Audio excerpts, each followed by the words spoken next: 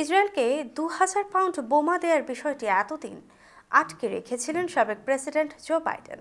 তবে বাইডেনের সেই বাধা উপেক্ষা করার নির্দেশ দিয়েছেন বর্তমান প্রেসিডেন্ট ডোনাল্ড ট্রাম্প। ২৫ জানুয়ারি ট্রাম্প নিজেই এমনটি জানিয়েছেন। প্রতিবেদনে বলা হয়েছে, ট্রাম্প যে এমন পদক্ষেপ নেবেন তা ব্যাপকভাবে প্রত্যাশিত ছিল।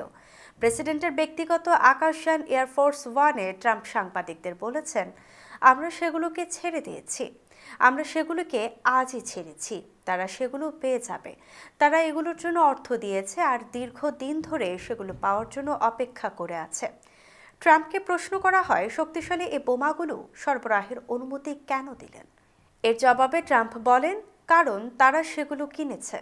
এর আগে নিজের সামাজিক যোগাযোগ মাধ্যম ট্রুথ সোশ্যালে ট্রাম্প বলেন, অনেক জিনিসের ক্রয়াদেশ দিয়ে ইসরায়েল সেগুলোর মূল্য পরিশোধ করেছে, কিন্তু বাইডেন সেগুলো পাঠাননি।